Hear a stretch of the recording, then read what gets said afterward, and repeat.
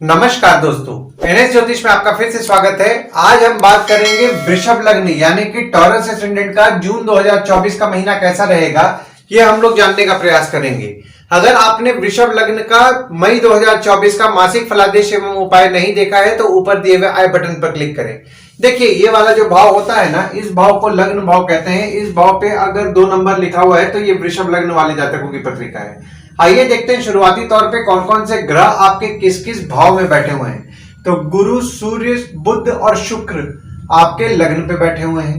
केतु आपके 5वें भाव में बैठे हुए हैं। शनि आपके 10वें भाव में बैठे हुए हैं। चंद्रमा, राहु आपके 11वें भाव में बैठे हुए हैं और मंगल आपके 12वें भाव में बैठे हुए हैं। देखिए, लग्न पे आपके सूर्य बुध दोनों विराजमान होकर के बुध आदित्य योग का निर्माण कर रहे हैं 13 जून तक। और शुक्र जो आपके लग्न पे विराजमान हो रहे हैं, उनसे आपका पंच महापुरुष योग का निर्माण हो रहा है 19 मई से लेकर के 13 जून तक। तो 19 मई से 13 जून तक आप अपने आप में सेल्फ कॉन्फिडेंट फील करेंगे, पराक्रमी महसूस करेंगे। देखिए, गुरु आपके लग्न पे विराजमान है जो कि आपके 6वें और आपके 11वें भाव के स्वामी हैं। तो देखिए, यहां पर आप में नेगेटिव थॉट्स आने वाला है, सोच में नेगेटिविटी आने वाला है, तो इस चीज का आपको विशेष तौर पर ध्यान देना है। और सूर्य जो विराजमान है वे आपके 4th भाव के स्वामी आपके लग्न पे विराजमान हो रहे हैं। यहाँ पर आप बलवान और सुखी रहेंगे। और बुध आपके लग्न पे विराजमान हो रहे हैं तो आप बुद्धिमानी से डिसीजन लेने वाले हैं, यानी कि बहुत ही सोच समझ करके आप डिसीजन लेंगे। और बुध द्वारा आपके पत्रिका में राजयोग का भी निर्माण हो रहा है 31 मई से लेकर के 13 जून तक। दूसरे भाव में आपके शुक्र 12 जून को विराजमान हो रहे हैं। बुध 14 जून को विराजमान हो रहे हैं और सूर्य 15 जून को विराजमान हो रहे हैं और बुध यहाँ अपने राशि में ही प्रवेश कर रहे हैं। देखिए, दूसरा भाव जो होता है वो होता है आपके वाणी, कुटुंब, कोष का होता है। तो दूसरे भाव में आपके शुक्र विराजमान हो रहे हैं जो कि आपके लग्न के स्वामी हैं और आपके दूसरे भाव में विराजमान हो रहे हैं 12 जून को। तो 12 जून से आपका आपके परिवार के प्रति फोकस बढ़ेगा, आप सेविंग्स को लेकर के अपने चिंतन करेंगे। और बुध जो विराजमान हो रहे हैं वे अपने राशि में ही विराजमान हो रहे हैं 14 जून से। तो 14 जून से 28 जून तक आपको आपके परिवार का सुख अच्छा मिलेगा और आप अपनी बुद्धिमानी से सेविंग्स भी कर पाएंगे। देखिए, यहाँ पे आपके 4थे भाव के स्वामी है सूर्य जो कि आपके दूसरे भाव में 15 जून से विराजमान हो रहे हैं। देखिए, यहाँ पर जो लोग भी घर वाहन से संबंधित काम कर रहे थे ना, उनके काम में बहुत ज्यादा बाधाओं का सामना करना पड़ रहा होगा। पर 15 जून से आप अपने काम से कुछ ना कुछ सेविंग्स करने का प्रयास करेंगे। और जब आपके दूसरे भाव के स्वामी आपके तीसरे भाव में विराजमान होंगे 29 जून से, तब आपके पराक्रम से आपके धन की वृद्धि होगी और धन के लिए आपका भागदौड़ बढ़ेगा। तीसरे भाव में आपके बुध विराजमान हो रहे हैं और मंगल की दृष्टि पड़ रही है। देखिए, तीसरा भाव स्वयं के पराक्रम, धैर्य, छोटे भाई बहन, पड़ोसी, डेली का प्रवास का होता है। तो तीसरे भाव में बुध विराजमान हो रहे हैं तो यहाँ पे देखिए, आपके छोटे भाई बहन हो गए, वे बहुत ही बुद्धिमानी से डिसीजन लेंगे 29 जून से। मंगल की दृष्टि भी पड़ रही है आपके तीसरे भाव में, तो यहाँ पे आपके पराक्रम को बढ़ाएंगे। पर आपके छोटे भाई बहन, पड़ोसी, उनसे विवाद के योग बन रहे हैं तो आपको विवाद से बचना है। और आपके तीसरे भाव के स्वामी आपके 11वें भाव में 1, 2, 28 और 29 तारीख को विराजमान हो रहे हैं। तो 1, 2, 28 और 29 तारीख को अगर आपके छोटे भाई बहन कमाने वाले हैं तो उनसे कुछ ना कुछ लाभ के आपके योग बन रहे हैं, यानी कि आपको कुछ ना कुछ हो सकता है वे काम में मदद करें जिससे कि आपको लाभ होए। और जब चंद्रमा 9 से 11 तारीख को आपके तीसरे भाव में विराजमान होंगे तो आपके सेल्फ कॉन्फिडेंट को बढ़ाएंगे, आपके पराक्रम को बढ़ाएंगे, आपके छोटे भाई बहन से आपको हिम्मत मिलेगी और आपके छोटे भाई बहन के भी हिम्मत को बढ़ाएंगे। पर देखिए, चंद्रमा के घर में बुध आ रहे हैं 29 जून को। तो देखिए, चंद्रमा बुध को अपना शत्रु नहीं मानते पर बुध चंद्रमा को अपना शत्रु मानते हैं। तो यहाँ पे थोड़ा आपके छोटे भाई बहन हो गए, पड़ोसी हो गए, वे विचलित महसूस कर सकते हैं। और ऊपर से मंगल की दृष्टि भी पड़ रही है 1 जून से। तो देखिए, यहाँ पे 29 जून के बाद थोड़ा बहुत हो सकता है कि आपके छोटे भाई बहन, पड़ोसी से विवाद हुए, तो विवाद से बचें। चौथे भाव में आपके कोई ग्रह नहीं है, पर यहाँ पे देखिए शनि की दृष्टि आपके चौथे भाव में पड़ रही है और आपके चौथे भाव के स्वामी आपके लग्न पे विराजमान है। देखिए, चौथा भाव जो होता है वो होता है आपके सुख, माता, घर, वाहन का होता है। और यहाँ पे चौथे भाव में शनि की दृष्टि पड़ रही है तो आपके सुख में आप कमी महसूस कर रहे होंगे। माता के साथ मनमुटाव होने की संभावनाएं बनी हुई हैं 17 जनवरी 2023 से और 29 मार्च 2025 तक ये संभावनाएं बनी हुई हैं, तो विवाद से बचें। और आपके चौथे भाव के स्वामी आपके लग्न पे विराजमान हो रहे हैं 13 मई से लेकर के 14 जून तक। तो 13 मई से 14 जून तक आपको सुख की प्राप्ति करा रहे हैं सूर्य। और वहीं जब आपके चौथे भाव के स्वामी आपके दूसरे भाव में 15 जून से विराजमान होंगे, तो देखिए यहाँ पे ऐसे भी चौथे भाव में देखिए शनि की दृष्टि पड़ रही है। तो जो लोग भी घर वाहन से संबंधित काम कर रहे हैं, जैसा कि मैंने आपको बताया, ट्रांसपोर्ट, रियल एस्टेट, नई पुरानी गाड़ी खरीदना बेचना, कार डिटेलिंग, कार एसेसरीज या फिर प्रॉपर्टी डीलिंग, प्रॉपर्टी को खरीदवाना बेचवाना, कोई भी घर वाहन से संबंधित काम कर रहे हैं, उनके काम में परेशानियों का उनको सामना करना पड़ रहा होगा 1 मई से, क्योंकि यहाँ पे गुरु की दृष्टि 30 अप्रैल तक पड़ रही थी। तो यहाँ पे तब भी आपका काम ठीक चल रहा था, पर 1 मई से आपके काम में समस्याएं उत्पन्न होना शुरू हो गई होंगी। काम में बाधा, यानी कि जो लोग भी घर वाहन से संबंधित काम कर रहे हैं, मैं उनके बारे में बात कर रहा हूं, तो उनके काम में उनको बाधाओं का सामना करना पड़ रहा होगा, काम में थोड़ी बहुत अड़चने आ रही होंगी। पर आपके चौथे भाव के स्वामी आपके दूसरे भाव में जब 15 जून को विराजमान होंगे, तो यहाँ पे जो लोग भी घर वाहन से संबंधित काम करते हैं, देखिए यहाँ पे थोड़ा सेविंग्स आपके करने के योग बन रहे हैं, पर आपके काम में कुछ ना कुछ बाधाएं होते रहेंगी। 5वें भाव में आपके केतु विराजमान हो रहे हैं और गुरु की दृष्टि पड़ रही है और आपके 5वें भाव के स्वामी आपके लग्न पे विराजमान है। देखिए 5वां भाव जो होता है ना, वो होता है आपके संतति, प्रेम, पढ़ाई, साधना का होता है। और 5वें भाव में केतु विराजमान हो गए, तो यहाँ पे स्टूडेंट्स के पढ़ाई में देखिए पढ़ाई उनका ठीक चल रहा होगा, पर कभी कभी वे नोटिस कर रहे होंगे 30 अक्टूबर से उनके पढ़ाई अचानक से कुछ ना कुछ खराब हो जा रहा है, पढ़ाई बिगड़ जा रहा है। प्रेम संबंध में आपके प्रेमी या प्रेमिका को आपको समझने में मुश्किल जा रहा होगा, आपको आपके बच्चों को समझने में मुश्किल जा रहा होगा, वे थोड़ा अनप्रिडिक्टेबल बिहेव कर रहे होंगे।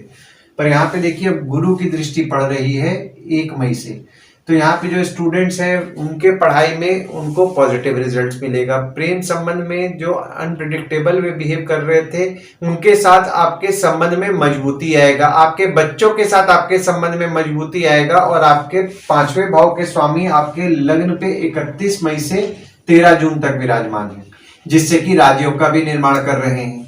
तो यहाँ पे आप सोच समझ के डिसीजन लेंगे। साधना अगर आप करते हैं तो साधना भी बहुत सोच समझ करके कर रहे होंगे। स्टूडेंट्स अपने पढ़ाई को लेकर के बहुत ही सोच समझ करके निर्णय लेंगे और आप आपके बच्चों के बारे में विचार करेंगे। अगर आपके प्रेमी या प्रेमिका है तो प्रेमी या प्रेमिका के बारे में विचार करेंगे और आपका आपके बच्चों को लेकर के अच्छा प्रभाव भी पड़ेगा। और वहीं जब आपके 5वें भाव के स्वामी आपके दूसरे भाव में 14 जून से लेकर के 28 जून तक विराजमान होंगे, तो 14 जून से 28 जून तक अगर आपके बड़े बच्चे कमाने वाले हैं तो उनसे आपके लाभ के योग बन रहे हैं। और 29 जून से जब बुध आपके तीसरे भाव में, यानी कि आपके 5वें भाव के स्वामी आपके तीसरे भाव में 29 जून से विराजमान होंगे, तो आपके बच्चे हो गए या फिर आपके प्रेमी या प्रेमिका हो गए, उनसे आपको धैर्य की प्राप्ति होगी, उनसे आपको हिम्मत मिलेगा। 6वें भाव में आपके कोई ग्रह नहीं है, पर यहाँ पे देखिए मंगल की दृष्टि आपके 6वें भाव में पड़ रही है और आपके 6वें भाव के स्वामी आपके लग्न पे विराजमान हो रहे हैं। देखिए 6वां भाव जो होता है वो होता है आपके रोग, ऋण, शत्रु, मामा मौसी का होता है। और 6वें भाव में मंगल की दृष्टि पड़ रही है 1 जून से, तो 1 जून से आपके मामा मौसी को क्रोध ज्यादा आएगा, तो विवाद के योग बन रहे हैं, विवाद से बचें। आपके शत्रु या कॉम्पिटिटर भी नेचर में एग्रेसिव होने वाले हैं, तो आपको इस समय ध्यान देना है और विवाद से बचना है। और आपके 6वें भाव के स्वामी आपके लग्न पे विराजमान हो रहे हैं 19 मई से लेकर के 11 जून तक। तो 19 मई से 11 जून तक आप अपने तबीयत को लेकर के चिंतन करेंगे और थोड़ा बहुत आपको नेगेटिव थॉट भी आएगा। देखिए एक तो यहाँ पे गुरु भी आपके लग्न पे विराजमान हो रहे हैं, जो कि थोड़ा बहुत आपको नेगेटिव थॉट्स ला रहे हैं। और यहाँ पे देखिए 6वें भाव के स्वामी भी आपके लग्न पे विराजमान हो जा रहे हैं, तो आपको नेगेटिव थॉट्स ला रहे हैं। तो यहाँ पे आपको नेगेटिव थॉट से बचना है, कोशिश करना है मेडिटेशन करें।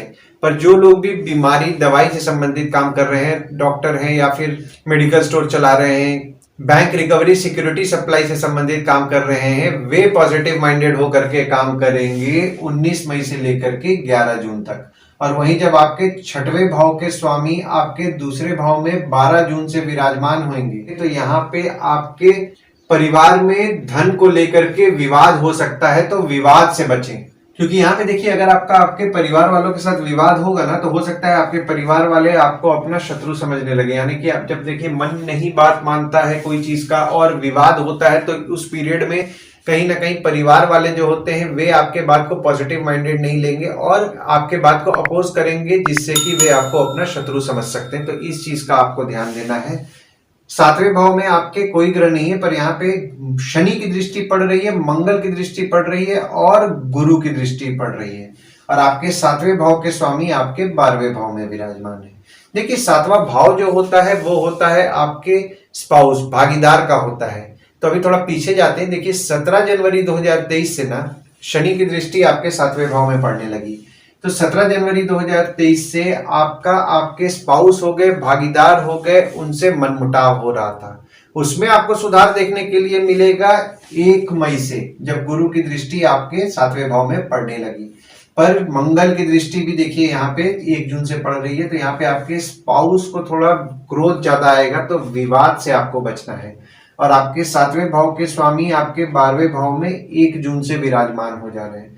तो 1 जून से आपके स्पाउस हो गए या फिर आपके भागीदार हो गए, उनपे आपका खर्च बढ़ेगा, आपकी स्पाउस खर्चीली होगी। अगर आपकी स्पाउस बाहर जाने का बहुत दिन से प्रयास कर रही है तो उनके लिए 1 जून से अच्छा समय है। और अगर आप अपने भागीदार के साथ भी कहीं बाहर जाने का यानी कि विदेश यात्रा का अगर आप प्लान कर रहे हैं तो आपके लिए 1 जून से अच्छा समय है।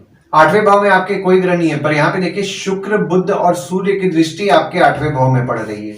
और आपके 8वें भाव के स्वामी जो है वे आपके लग्न पे विराजमान हो रहे हैं। देखिए, 8वां भाव जो होता है ना वो होता है आपके आयु, जीवन, मृत्यु, अचानक धन लाभ, ससुराल का होता है। तो जैसा कि मैंने आपको बताया, आपके 8वें भाव के स्वामी आपके लग्न पे विराजमान हो रहे हैं। तो यहाँ पे आप थोड़ा नेगेटिव माइंडेड हो सकते हैं 1 मई 2024 से। तो यहाँ पे आपको नेगेटिव माइंडेड नहीं होना है और कोशिश कीजिए, मेडिटेशन कीजिए, जिससे कि जो अगर आपके दिमाग में कुछ नेगेटिव थॉट्स भी आ रहे हैं तो उसको आप रोक सकें। 9वें भाव में आपके कोई ग्रह नहीं है, पर यहाँ पे देखिए गुरु की दृष्टि आपके 9वें भाव में पड़ रही है और 9वें भाव के स्वामी आपके 10वें भाव में विराजमान है। देखिए, 9वां भाव जो होता है वो होता है आपके भाग्य, धर्म, जीजा, साली, साला, छोटे भाई के स्पाउस का होता है। तो 9वें भाव में गुरु की दृष्टि पड़ रही है, तो आपका भाग्य तो निश्चित तौर पर आपका अच्छा साथ दे रहा होगा 1 मई 2024 से, और 14 मई 2025 तक आपका भाग्य आपका अच्छा साथ देगा। आपके जीजा, साली, साला, छोटे भाई के स्पाउस के साथ आपके रिश्ते में मजबूती लाएंगे गुरुदेव। और आपके 9वें भाव के स्वामी भी आपके 10वें भाव में विराजमान है 17 जनवरी 2023 से, और 29 मार्च 2025 तक आपके 10वें भाव में ही विराजमान भी रहेंगे। तो आपके पिता और बॉस द्वारा आपके भाग्य की वृद्धि होगी। देखिए, ये जो पीरियड है ना, अगर आप मेहनत करेंगे तो आपका भाग्य अच्छा साथ आपका दे रहा होगा 17 जनवरी 2023 से। और अगर आप मेहनत नहीं करेंगे तो आपका भाग्य भी आपका नहीं साथ देने वाला है, क्योंकि शनिदेव मेहनत करा करके ही फल देते हैं। तो आपको मेहनत तो निश्चित तौर पर करना पड़ेगा, और काम करते करते आप में रिलीजियसनेस भी बढ़ा होगा। 10वें भाव में आपके शनि विराजमान है, और शनि यहाँ अपने राशि में ही बैठ के शश नामक पंच महापुरुषों का निर्माण कर रहे हैं। देखिए, 10वें भाव जो होता है ना वो होता है आपके बॉस, पिता, काम, ऑफिस का होता है। तो शनिदेव आपके 10वें भाव में विराजमान होकर के शश नामक पंच महापुरुषों का, जैसा कि मैंने आपको बताया, कि निर्माण कर रहे हैं। तो आपका काम तो निश्चित तौर पर अच्छा चलाएंगे। पर जैसा कि मैंने आपको बताया, जो लोग घर वाहन से संबंधित काम कर रहे हैं, ट्रांसपोर्ट, रियल एस्टेट से संबंधित काम कर रहे हैं, उनके काम में परेशानियां उत्पन्न करेंगे। पर आप अपने काम को लेकर के मेहनती रह रहे होंगे 17 जनवरी 2023 से, और अपने काम पे वर्कोहॉलिक भी रह रहे होंगे। देखिए, शनि एक राशि में ना 2.5 साल रहते हैं। तो 2.5 साल रहते हैं तो वे फल भी बहुत धीरे धीरे प्रदान करते हैं। तो जैसा कि फल आप एक्सपेक्ट कर रहे होंगे कि आपको तुरंत फल मिले, वैसा फल नहीं मिलेगा, पर आपको शनिदेव निश्चित तौर पर फल प्रदान करेंगे। 11वें भाव में आपके चंद्रमा विराजमान है और राहु विराजमान है, और आपके 11वें भाव के स्वामी भी आपके लग्न पे विराजमान है 1 मई 2024 से। देखिए, 11वां भाव जो होता है वो होता है आपके आय, यानी कि इनकम, दोस्त, पहचान के लोग, बड़े भाई बहन, कम्युनिकेशन का होता है। तो यहाँ पे 11वें भाव में आपके राहु विराजमान है, तो आपको लाभ, धन लाभ, जिसको हम लोग बोलते हैं धन लाभ, तो आपको निश्चित तौर पर कराएंगे। और आपके 11वें भाव के स्वामी आपके लग्न पे भी विराजमान हो जा रहे हैं, जो कि गुरु है। तो देखिए, यहाँ पे आपको नेगेटिव थॉट्स आपका लाएंगे, पर आपको बलवान, सुखी और पराक्रमी बनाएंगे, मान सम्मान की प्राप्ति कराएंगे और आपको पैसा से संपूर्ण भी करेंगे। और 12वें भाव में आपके मंगल विराजमान है और मंगल यहाँ अपने राशि में ही बैठ करके विपरीत राजयोग का निर्माण कर रहे हैं और शनि की नीच की दृष्टि आपके 12वें भाव में पड़ रही है। देखिए 12वां भाव जो होता है वो होता है आपके खर्च, जेल, फॉरेन, हॉस्पिटल, मोक्ष का होता है। तो 12वें भाव में आपके मंगल विराजमान हो गए तो यहाँ पे देखिए कोई भी अगर आपका विवाद हो रहा है और कानूनी मामले तक जा रहा है तो आप उससे तो बचें। हालांकि मंगल द्वारा आपके पत्रिका में विपरीत राजयोग का निर्माण हो रहा है तो आप यहाँ पैसे से सब कुछ हासिल करेंगे। कोई काम को लेकर के अगर आप खर्च करेंगे तो आपको फल भी निश्चित तौर पर मिलेगा। परदेश जो लोग जाने का प्रयास कर रहे हैं उनके काम में देखिए थोड़ा बहुत बाधाओं का उनको सामना करना पड़ रहा होगा 17 जनवरी 2023 से, पर अभी मंगल जब विराजमान हुए 1 जून से तो आप अपने प्रदेश जाने का अगर आप काम बढ़ाने का प्रयास करेंगे तो थोड़ी बहुत काम में दिक्कतें तो आएंगी पर आपका काम होगा। आरोग्य पे आपका खर्चा होगा और पांव के तलवे में दर्द की समस्या आपको हो सकती है। आइए गुड डेट्स और बैड डेट्स के बारे में जान लेते हैं। तो गुड डेट्स वो डेट्स हो जाते हैं जिस दिन अगर आप कोई नया काम शुरू करना चाह रहे हैं, कोई कंपनी में आपके एग्रीमेंट हो रहा है, कोई कंपनी में आपके ज्वाइनिंग हो रहा है या फिर अगर आप कहीं बाहर जाने का भी प्लान कर रहे हैं तो इस डेट्स को आप कंसीडर कर सकते हैं। तो डेट्स हो जाते हैं 5 तारीख, 6 तारीख, 9 से 11 तारीख, 24 तारीख से 27 तारीख। वहीं बैड डेट्स पे अगर आप कहीं बाहर जाने का प्लान कर रहे हैं, कोई कंपनी में आपके एग्रीमेंट हो रहा है, कोई कंपनी में आपके ज्वाइनिंग हो रहा है या फिर अगर आप कोई नया सामान भी खरीदना चाह रहे हैं या कोई भी अच्छा काम करना चाह रहे हैं तो इस डेट्स को आप अवॉइड कीजिए। तो डेट्स हो जाते हैं 3 तारीख, 4 तारीख, 17 तारीख, 18 तारीख, 22 तारीख, 23 तारीख और 30 तारीख। इस डेट्स को आप कहीं लिख के रख लीजिए ताकि आपके ध्यान में रहे। और उपाय में आपको शनिदेव की पूजा नियम पूर्वक करनी है। ओम शं शनिश्चराय नमः का जाप करें। शनिदेव को शनिवार के दिन तेल चढ़ाएं और तेल चढ़ाते समय ओम शं शनिश्चराय नमः का जाप करते रहें। शनिवार के दिन पीपल के पेड़ के नीचे दिया जलाएं और अगर आप उसकी 7 बार परिक्रमा करेंगे तो आपको अच्छा लाभ होगा। और साईं बाबा और दत्त भगवान की अगर आप पूजा कर रहे हैं, गुरुवार के दिन साईं बाबा या दत्त मंदिर जा रहे हैं तो आपको अच्छा लाभ होगा। आशा करता हूं इस वीडियो में दी हुई जानकारी आपको पसंद आई होगी। अगर आप हमें YouTube पे देख रहे हैं और ये वीडियो आपको पसंद आया हो तो इस वीडियो को लाइक कीजिए, चैनल को सब्सक्राइब कीजिए और नोटिफिकेशन बेल जरूर दबाइए। और अगर आप हमें फेसबुक पेज पे देख रहे हैं तो फेसबुक पेज को लाइक कीजिए और फॉलो कीजिए। धन्यवाद दोस्तों, कल फिर मिलेंगे एक नए वीडियो के साथ।